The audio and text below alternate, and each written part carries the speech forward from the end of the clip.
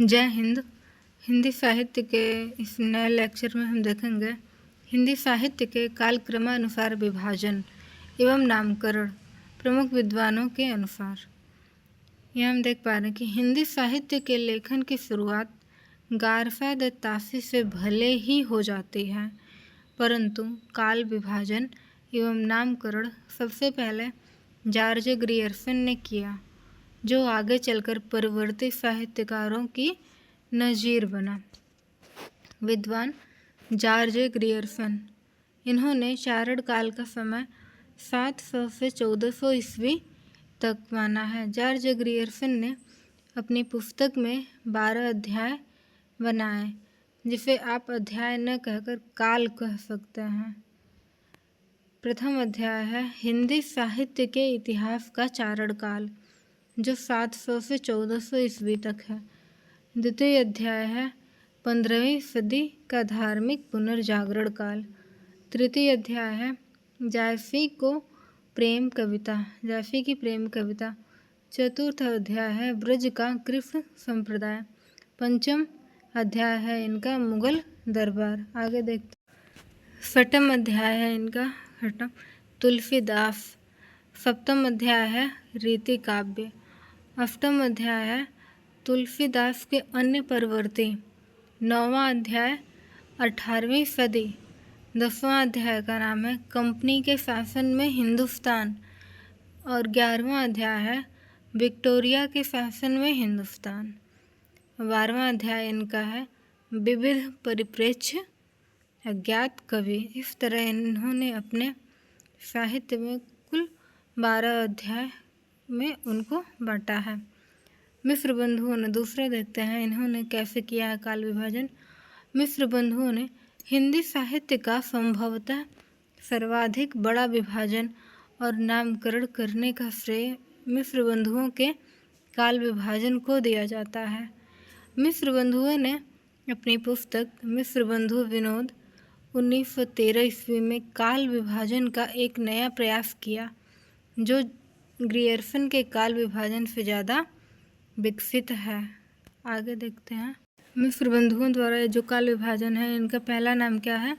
प्रारंभिक काल, जिसे के भी दो भाग हैं। पूर्व प्रारंभिक काल, जो 700 विक्रम संवत से 1343 विक्रम संवत तक माना है, और अगला है उत्तर प्रारंभिक काल, जो 1344 विक्रम संवत से 1444 विक्रम संवत तक है।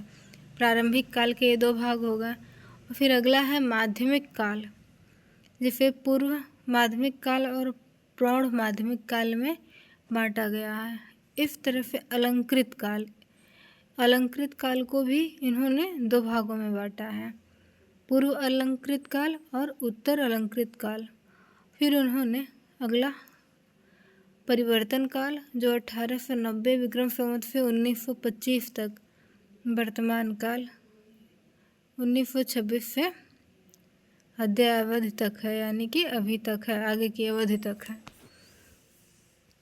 आगे देखते हैं रामचंद्र शुक्ल जी ने कैसे हिंदी साहित्य का वर्गीकरण किया है।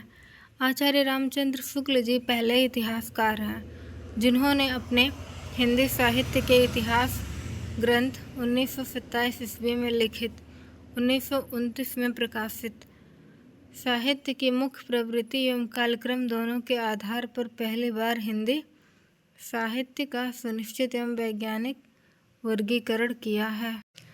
आचार्य रामचंद्र शुक्ल के द्वारा काल विभाजन। इन्होंने आदि काल को वीरगाथा काल कहा है, जिसका समय इन्होंने विक्रम संवत 1050 से 1375 माना है, और पूर्व मध्य काल को इन्होंने भक्ति काल कहा है, जो 1375 से 1700 तक। और अगला है उत्तर मध्य काल, जिसे इन्होंने रीति काल कहा है, और आधुनिक काल को रामचंद्र शुक्ल जी ने गद्य काल कहा है, और इस गद्य काल को इन्होंने 3 भागों में बांटा है। प्रथम उत्थान, जिसका नाम भारतेंदु युग पड़ा। द्वितीय उत्थान, जिसको द्विवेदी युग कहा गया। तृतीय उत्थान, जिसे छायावाद कहा गया। अगला है चौथा विश्वनाथ प्रसाद मिश्र। इन्होंने भी 4 भागों में बांटा है। इन्होंने पहले काल को वीर काल नाम दिया, फिर भक्ति काल, फिर श्रृंगार काल, फिर गद्य काल 1900 से आगे का विक्रम संवत में इन्होंने बांटा है। आगे देखते हैं। हजारी प्रसाद द्विवेदी, इन्होंने आदिकाल को आदिकाल कहा है, भक्ति काल को इन्होंने पूर्व मध्य काल कहा है, रीति काल को उन्होंने उत्तर मध्य कहा है, उत्तर मध्य काल कहा है, और आधुनिक काल को आधुनिक काल माना है। इन्होंने 19वीं शताब्दी से आगे को आधुनिक काल माना है। हजारी प्रसाद द्विवेदी ने 4 भागों में बांटा है। कौन कौन सा? आदिकाल, पूर्व मध्य काल, उत्तर मध्य काल और आधुनिक काल। धन्यवाद पूरा वीडियो देखने के लिए।